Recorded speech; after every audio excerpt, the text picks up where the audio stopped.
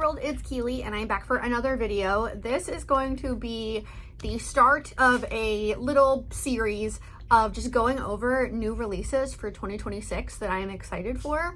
Quick note, I'm gonna have to film this in chunks. I'm sorry if you can hear background noise, but it is 80 degrees today.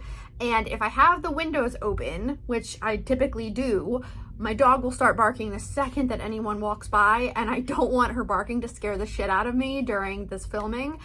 Also, I have my dryer running, so it's about to get really freaking hot in here, like warm upstairs and humid, and I just want to try to get this filmed because I spent like an hour and a half today making this gigantic set of spreadsheets for every month. I'm late to this. People do this all the time. I think it's a lot of fun. I love watching videos when people do this. This is going to be a combination of all types of genres, primarily fiction though. I don't think I have any nonfiction in here. It's a lot of horror, a lot of fantasy, some sci-fi, some historical fiction, maybe a couple thrillers, stuff like that. Now I have all the books on these gigantic spreadsheets that I made. There's a tab for each month through 2026 with the release date, the title, the author, and then general vibes that I got from looking at the cover or like reading the little quote that is on the book. And then I'm going to tell you if I either have the book or I've read the book, and I think this will be fun. So let's get started. We're gonna start with January of 2026. Now, the first book that I have on this list is called How to Commit a Post-Colonial Murder by Nina McConigley. This one says, it is a bold, inventive, and fiercely original debut novel that begins with an uncle dead and his tween niece's private confessions to the reader. She and her sister killed him and they blame the British. I think that sounds incredible. The vibes that I wrote down are undead, historical, murder mystery-ish. I haven't seen anyone yet talking about this one, but I am very excited to get to this one. Then we have a super cute one. This one is called How to Lose a Goblin in 10 Days by Jessie Silva. This one comes out the 20th. Did I say that the previous one was also the 20th of January? From debut author Jessie Silva comes the cozy tale of a halfling and a goblin who must learn to love each other despite their differences. How to Lose a Goblin in 10 Days is brimming with warmth and popular romance tropes, perfect for fans of The Honey Witch and The Spell Shop. And for vibes, I have cozy, fantasy, goblins, romance. I have not read The Honey Witch, but I have read The Spell Shop. This one just sounds like it's going to be super cute. I love cozy fantasy and little like cutesy relationship shit like this. I love it. And this is what if cottagecore and goblincore fell in love.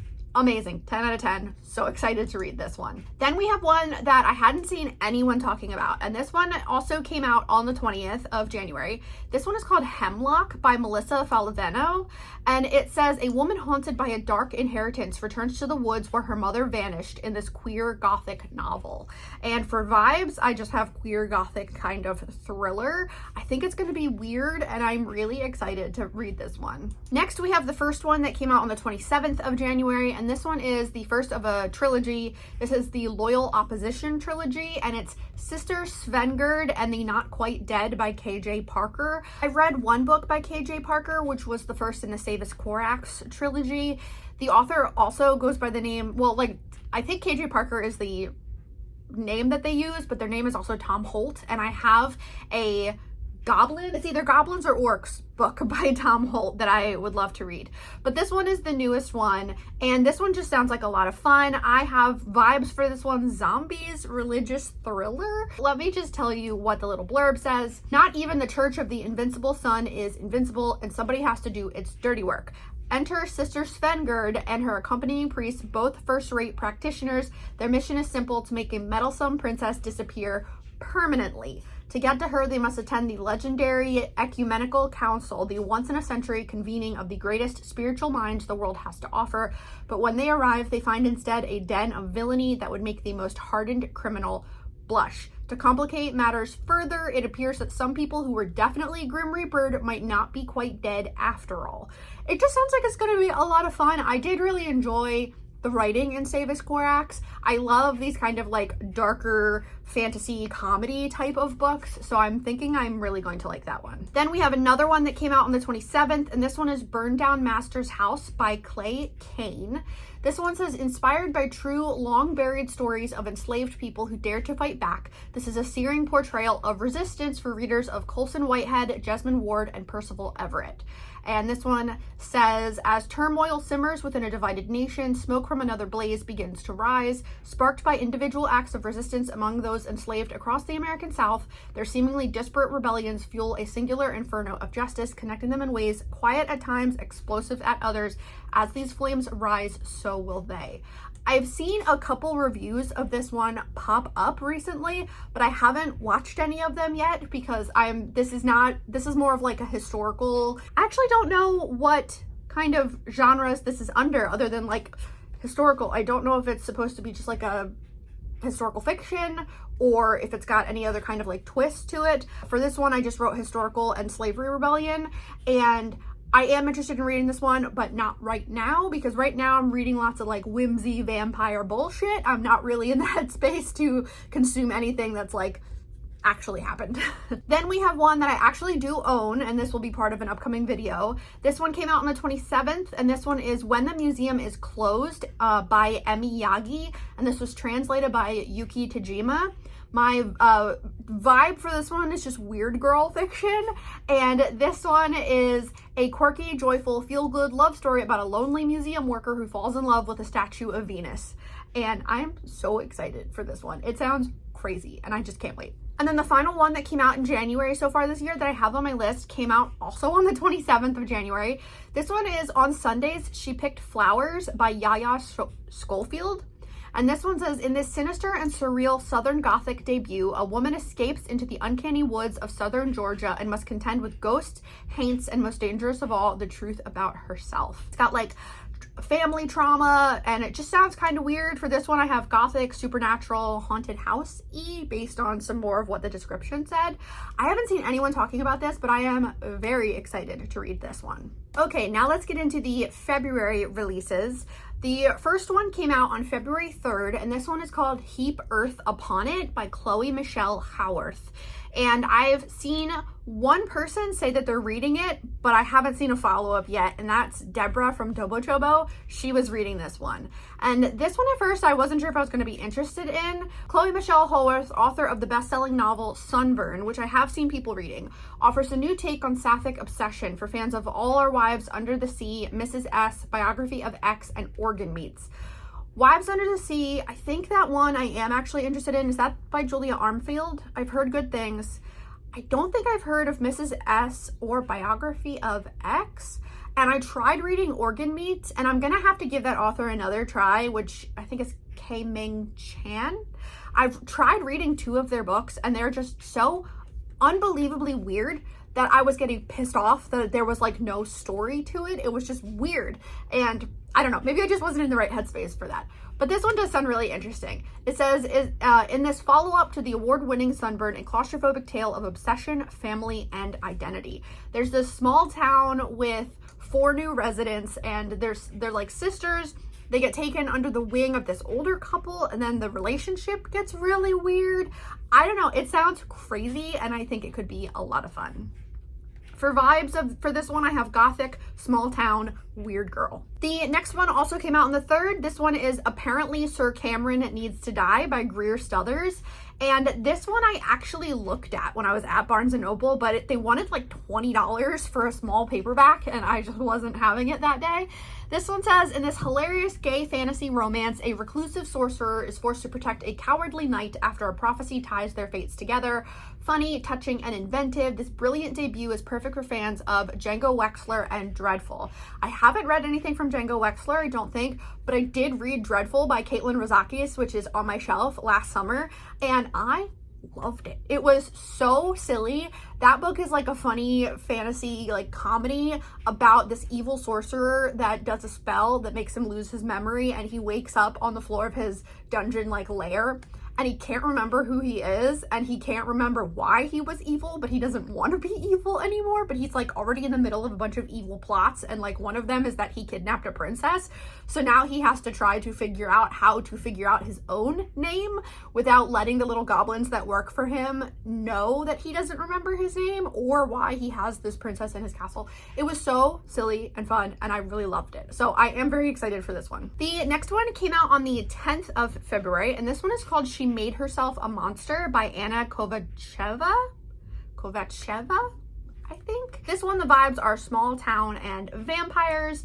And this one says it's a heady, dark-hued gothic gem of a debut novel. In 19th century Bulgaria, a self-proclaimed vampire slayer, in truth a traveling con artist, joins forces with a teenage girl to create a monster deadly enough to vanquish their own demons. This one sounds like a lot of fun. Of course it's on my list because it's a new vampire book, and that's a lot of what I'm reading right now. But I haven't seen anyone talking about this, so if you've read this one, let me know what you thought, because I am very interested in this one. Then we have one that I actually do own. I just got a copy. This one also came out February 10th, and this one is Enola Holmes and the Clanging Coffin by Nancy Springer. This is the newest book in the Enola Holmes series. It's book 4 of the new adventures of Enola Holmes, and this is when she's like a little bit older, and it's also, I think the new adventures are post Netflix movie. The original books are before that.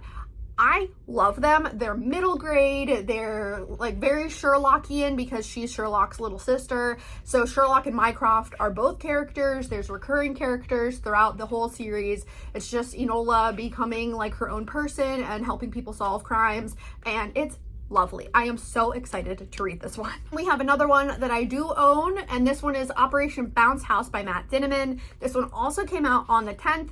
Matt Dinniman wrote Dungeon Crawler Carl, which is kind of taking BookTube by storm this year, myself included, my husband included. He is caught up. He's read all 7 novels in that series. I am on book 6. This is a new book from Matt Dinniman, not in that universe. And this one I've heard really fun things about. So this one, it says, all colonist Oliver Lewis ever wanted to do was run the family ranch with his sister, maybe play a gig or 2 with his band, and keep his family's aging fleet of intelligent agriculture bots ticking as long as possible. He figures it will be a good thing when the transfer gate finally opens all the way and restores instant travel and full communication between Earth and his planet, New Sonora.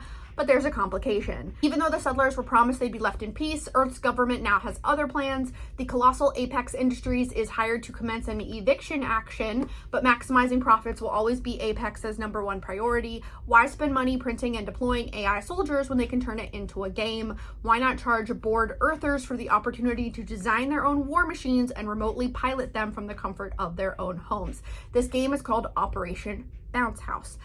It's very similar to one of the books in Dungeon Crawler Carl, one of the floors, if you're familiar with the series at all. It's very kind of similar vibes, but I've heard that it's a lot of fun, and I really enjoy Matt Dinniman's writing, and so does my husband, so of course we were going to get the new release from him. Next is one I've never heard anyone talking about. This one also came out on February 10th.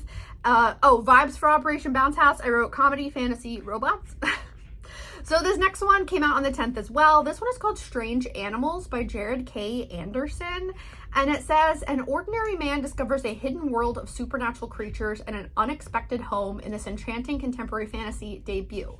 And this first little section is what absolutely got my attention. Breen trips on the curb, falls flat into the street, and sees the city bus speeding toward him. And then blink, he's back on the curb, miraculously still alive. A 5-foot-tall crow watches him from atop a nearby sign, somehow unseen by the rushing crowd of morning commuters. Yes, absolutely, 100%. I am on board. I love fantasy novels or weird stories that use birds. Fucking love it. Grief is a thing with feathers. There's crows in the other series by Anne Bishop. I just had another one that completely went out my brain. Daughter's War by Christopher Buehlman is a fantasy where the women soldiers have war corvids. Just, yes, 100% sign me up for weird birds. I love it so much. So for this one, I have supernatural and fantasy as kind of the vibes. So excited for this one. Then we have one that came out on the 17th. This one is Half City by Kate Golden. This is Harker Academy book 1, and this one is fantasy demon school. I've heard very fun things about it. It says, welcome to Harker Academy for deviant defense. Keep your daggers sharp and your wits even sharper. Viv Abbott is an average 21-year-old girl. She lives in an expensive city where the rent is too high, works long hours at a thankless job, and is dating a guy she doesn't even like in the hopes of winning her prickly mother's approval. She also happens to be a demon hunter. I am so excited for this. I love that. Anything that has to do with demons or hunting demons, I am absolutely on board, and I've heard fun things, so very excited for this one. Then one that came out also on the 17th, this one is Evil Genius by Claire Oshetsky. I read Claire Oshetsky's first novel, Chouette, which is about a woman that like gives birth to a bird or something like that. I can't really remember it. I remember really enjoying how weird it was when I was reading it. So I was very excited to see that she has a new one coming out. So for this one, the vibes are weird girl, murder mystery. And this one, like I said, is called Evil Genius. And it says, an exuberant, brutally hilarious novel about a young woman's insatiable quest to carve her own path, even if she needs to step over a few dead bodies along the way. Takes place in the 70s in San Francisco. She's working for a phone company, married to a guy named Drew, and then a woman from work is murdered, and it seems like a bunch of weird shit happens, and I'm just very excited for another weird book from this author. Then we have one that came out also on the 17th that I actually have a library copy, so I need to read it because there's like 7 people waiting for it. This is the newest Heather Fawcett. Agnes, is it Albert or Aubert? I don't know. I'm gonna say Albert because that's more fun. Agnes Albert's Mystical Cat Shelter. And this one, the vibes are cozy, magic, and cat rescue. Heather Fawcett writes cozy fantasy. I've read a handful of her books and I love them. They're so much fun. So this one is about a woman who runs a cat rescue in 1920s Montreal. She turns to a grouchy but charming magician's help to help save her shelter in this heartwarming cozy fantasy. And I just thought it sounded like a lot of fun. I'm much more of a dog person than a cat person, but I'm also a Heather Fawcett person, so I'm excited for this one. Then we have one that came out on February 24th. This one is Weaving Shaw by Heba Al-Wasiti. I think that's how you say the author's name. I just watched a quick interview clip and that's how the interviewer said it. I didn't see anything where she said it, but hopefully that's right. And for this one, I have gothic romantasy and ghosts listed as like the vibes for it. This one says it's a yearning, slow burn gothic fantasy romance. It follows a young woman haunted by the ghosts of her past and a ruthless merchant known as the Saint of Silence who promises her great desire in return for her darkest secrets. And I think she can actually see the dead. Yeah, it seems like she can actually see ghosts. So it just sounds like it's going to be kind of weird and kind of fun. The next one then is The Red Winter by Cameron Sullivan. This one I have werewolves and historical fantasy as my vibes for it. And this one says it's a devastating love story, a bewitching twist on history, a blood-drenched hunt for purpose, power, and redemption. In 1785, Professor Sebastian Grave receives the news he fears most. The terrible beast of Galvadon has returned and the French countryside runs red in its wake. Sebastian knows the beast, a monster slayer with centuries of experience. He joined the hunt for the creature 20 years ago and watched it slaughter its way through a long and bloody winter. Even with the help of his indwelling demon Sarmadel, who takes payment in living hearts, it nearly costs him his life to bring the monster down. Now, 2 decades later, he's been recalled to the hunt by Antoine Avenel de Aucerne, an estranged lover who shares a dark history with the beast and a terrible secret with Sebastian. Just sounds like it's gonna be a lot of fun. I'm pretty sure the Beast of Galvadon was like a werewolf type thing. It was like I looked it up before and I just read a book that was the vibe. And it's like, it definitely, yeah, it's like werewolves. We're just gonna go with werewolves. I'm excited for this one. I have seen people talk about this one and it seems like people are enjoying it. The next one that came out on the 24th is Amari and the Metalwork Menace by B.B. Alston. This is book 4 in the Supernatural Investigation series by B.B. Alston. Since it's book 4, I'm not gonna read what it's actually about. I'll just tell you. This is a middle grade series about this little girl named Amari. In book 1, her older brother goes missing and he's kind of written off by everyone because he's a black boy. And Amari knows that is like something bad has happened and she's determined to find where her brother went. It becomes like this magic school system and Amari is kind of coming into herself, learning about her powers, and each subsequent book is just so good. I love this series so much, so I've been very much looking forward to this one. I did actually have a copy from my library, but I didn't realize when I got the copy that it wasn't an EPUB that could go to my Kindle. It was just like a weird ebook version that I would have had to read from my phone, and I didn't want to do that, so I returned it. So I haven't read this one yet, but I am very excited to get to it. And the final one that I have on the list for February is Nowhere Burning by Katrina Ward, who is a horror author. For vibes for this one, I have horror and weird because I'm not really sure. This says, secrets in the flames, answers in the ashes. Riley and her brother Oliver set off in the pitch black night, fleeing their troubled home. They're headed for Nowhere, an abandoned ranch ranch, once the playground of its former eccentric movie star owner, now a haven for runaways. What awaits could be the freedom they crave, but this mysterious clan guards dark secrets, and these scorched grounds hold the ghosts of the past. Riley quickly realizes that while she and Oliver may have escaped the devil they knew, something darker lurks in the burnt shell of nowhere, something which asks a terrible price for sanctuary. I have tried reading a book by Katrina Ward in the past. It's the one with the like teal green cover. Is it like The House on something street? Needless Street? That's what it was. The House on Needless Street. And I just couldn't get into it. I didn't really enjoy it, but I know that there are people that are like diehard Katrina Ward fans. I want to give her books another chance, and hopefully I'll end up enjoying her writing. For books that came out in March, I don't have that many on my list. I will say there's one author that I didn't include on any of these lists because she just is pumping out books like crazy, and that's T. Kingfisher. I know that she has a handful of books that are coming out this year, and I think one of them did come out in March. I am just trying to work my way slowly through a lot of T. Kingfisher, one of my favorite authors. But yeah, the amount of books that she publishes is crazy. We're not going to talk about any of her books. But the first book that I'd like to talk about is the one that came out on the 17th. And this one is called You Did Nothing Wrong by C.G. Drews. I have 2 of C.G. Drew's books. I will be reading at least one of them for a different reading video, but I am very excited to get to it, and I've heard incredible things about this author. This one is a dark domestic suspense meets haunted house horror in this unnerving adult debut guaranteed to keep you awake for days afterward.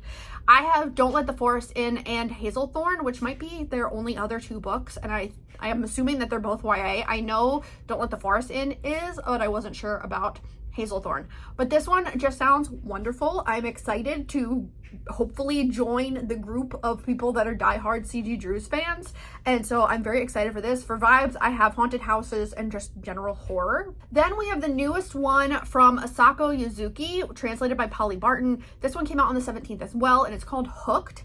I have Butter, which was the first book written by this author that is like a thriller with food, I think.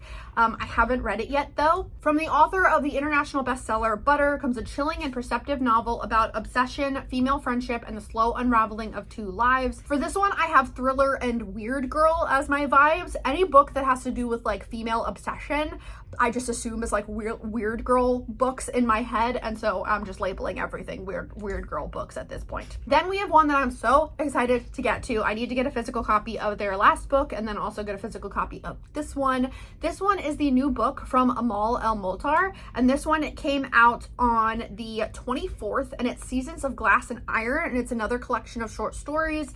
I love this author. I've read both of their books so far. The first one was co-written, This Is How You Lose the Time War. Loved it. The second book was something River Has Roots, something like that, which was like a fairy tale.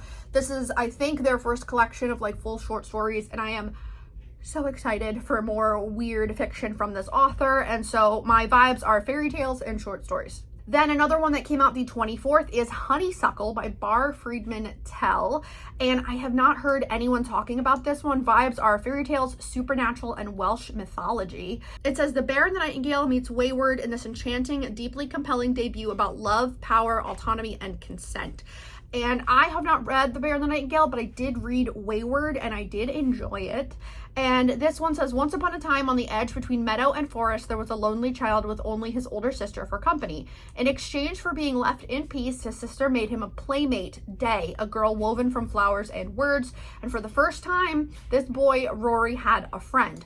Rory couldn't be happier until he learned that Day is a short-lived creature. At the end of each season, she must be woven back together or fall gruesomely apart. And every time Day falls apart might be her last. As Rory and Day grow older and the line between friendship and romance begins to blur, Rory becomes desperate to break this cycle of bloom and decay, but the farther Rory pushes his research and experiments to lengthen Day's existence, the more Day begins to wonder just how much control she really has over her own life.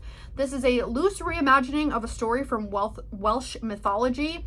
Not even gonna attempt to pronounce that word because I know Welsh is a pretty difficult language, but it just sounds really fascinating. I kind of love this idea of like this doll creature that is created. So very interested in this one. And the final one that I have for March comes out March 31st, so it came out today. This is the second book in the Great Silence trilogy by Richard Swan. The first book was The Grave Empire. Second book is Steel Gods. So Steel Gods is the one that comes out today. I have not yet read Grave Empire, so I'm just going to tell you what the first book is about. It says, Grave Empire begins the epic tale of an empire on the verge of industrial revolution, where sorcery and arcane practices are outlawed, where an ancient prophecy threatens the coming end of days. Blood once turned the wheels of empire, now it's money. A new age of exploration and innovation has dawned, and the empire of the wolf stands to take its place as the foremost power in the known world. But dark days are coming. A mysterious plague has broken out in the pagan kingdoms to the north, while in the south, the empire's proxy war in the lands of the Wolfmen is weeks away from total collapse. Worse still is the message brought to the Empress by two heretic monks who claim to have lost contact with the spirits of the afterlife. The monks believe this is the start of an ancient prophecy heralding the end of days, the Great Silence. It sounds weird, and I am so excited to start these books. I have the first book on my Kindle, and then I have the first book in his original trilogy that's got a black cover. I can't remember what that one is called, but I think most excited to read this trilogy from him. Now, the final section of this video, let's get into the April releases. So this one has a little bit more. Some of these months coming up have so many releases. This is going to take me a long time to film and put together, but I'm excited to be doing it. The first book we have coming out April 7th. This one is called The Witch by Marie Nadaye. I'm not sure how to say that last name, translated by Jordan Stump. And this one, the vibes are witches and small town. This one was longlisted for the International Booker Prize. It says, in a small sleepy town, a mediocre witch in a mediocre marriage tries to pass on her gifts to her twin daughters, who, it becomes immediately apparent, have skills far beyond her own. I think that sounds great. I love books about witches. So excited for this one. Similar vibes, a book also coming out the 7th of April. This one is called We Call Them Witches by India Rose Bauer. Vibes for this one are eldritch creatures, queer, post-apocalyptic horror, which just sounds so much fun. This one says, for fans of T. Kingfisher comes a queer, post-apocalyptic horror following one woman's journey across a merciless wasteland to save her brother and confront the dark truth behind the monsters that ravage the world with the help of a woman she's not sure she can trust but can't help falling for. And yeah, as you read the description, it says there's eldritch creatures that they call witches, and it sounds wild. I think it's going to be a lot of fun. Then we have another one coming out the 7th. This one is called The Subtle Art of Folding Space by John Chu. This one is like sci-fi generational trauma, and it says it's the exhilarating debut science fiction novel from Nebula and Hugo award-winning author John Chu, channels unhinged physics, generational trauma, and the comfort of really good dim sum. This isn't your usual jaunt through quantum physics. It sounds crazy, and I honestly love the cover, and that's what drew my attention to it when I first heard about it last year, that it was coming out this year. So yeah, very excited for this one. I don't read a ton of sci-fi, but I tend to really enjoy the few that I do read. Y'all, the vibes for the next one is just weird girl, because what the hell? So let me tell you about this one. This one comes out April 7th. This one is called Hexes of the Deadwood Forest by Agnieszka Zapila. I'm not sure, translated by Scotia Gilroy. And this one, yeah, just weird girl, because it says an explosive, jaw-dropping debut about a woman who loses her job as an oil company CEO after she's filmed having sex with a tree in her sleep. A calamity that unravels her mind, spiraling her through history until she's united with a centuries-old coven of ecstatically revolutionary women.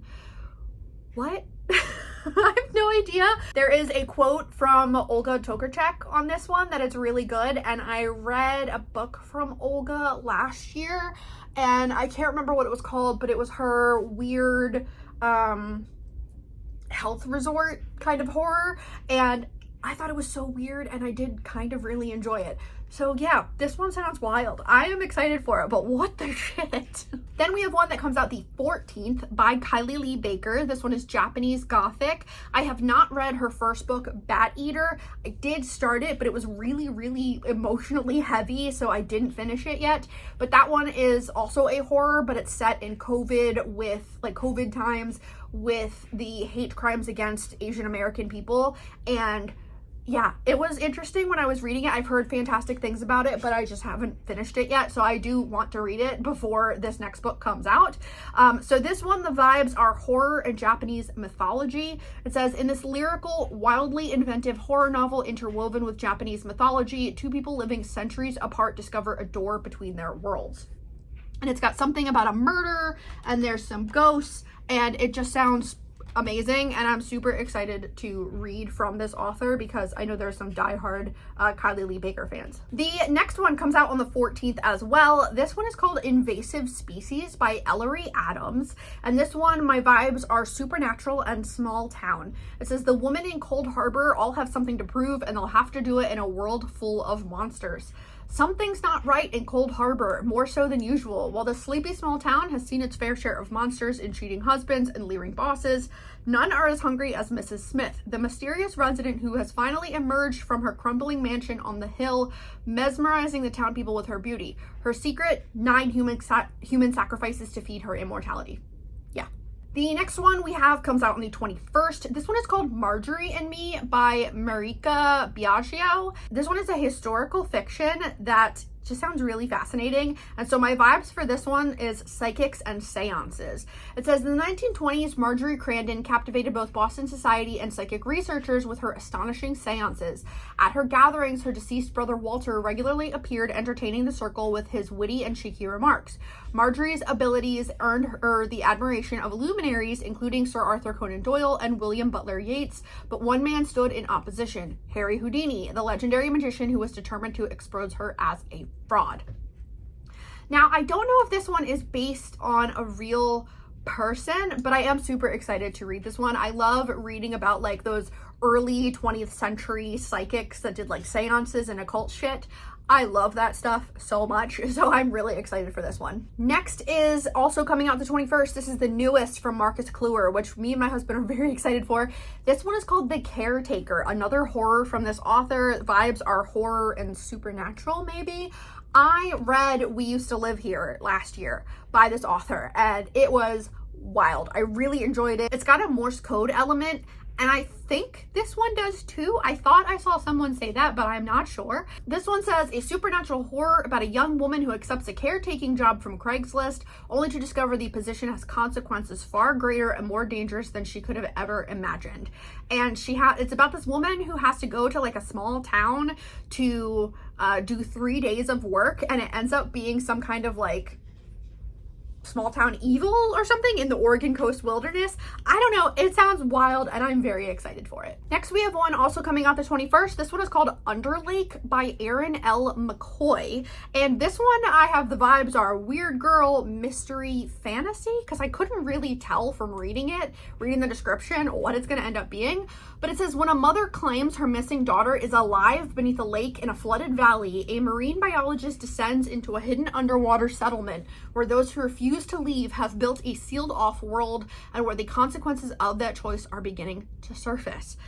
Yeah, that sounds really, really weird. It says that if you like Emily St. John Mandel, you might like this one. I have not read anything from that author, but I know that her books are also kind of weird. So I don't know. I'm excited about this one. I'm nervous about it, but I'm excited about it. I think it could make me very stressed because I have thalassophobia.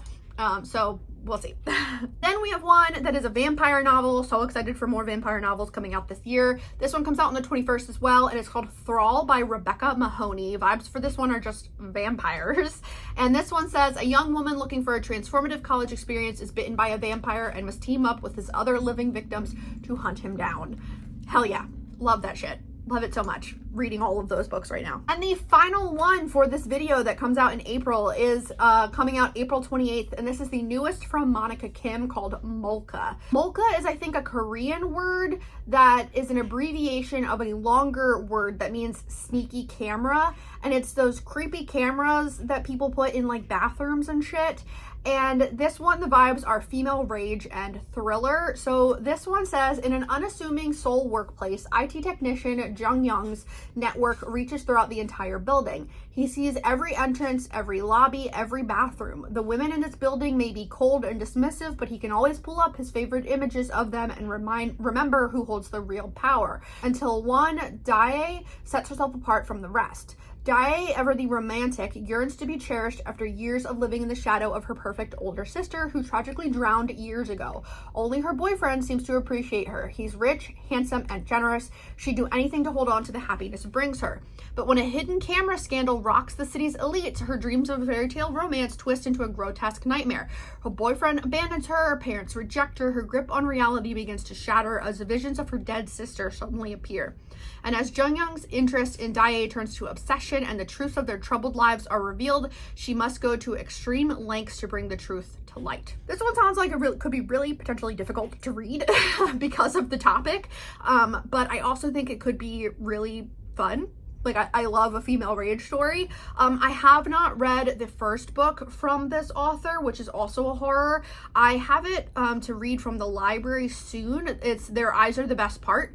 I know that people really loved that book, so I'm hoping that Molka will also be a really interesting read. Those are all the books that are coming out in this first quarter of the year. Keep an eye out because I will be doing videos like this for the rest of the year. I'm excited for so many of these books. There's no way I'm going to get all of them read, but I am definitely going to try to read more new releases this year. So let me know which ones you are excited about. Are there any that are coming out that I didn't mention or that did come out that I haven't mentioned? And that's it. Thanks for watching. Bye.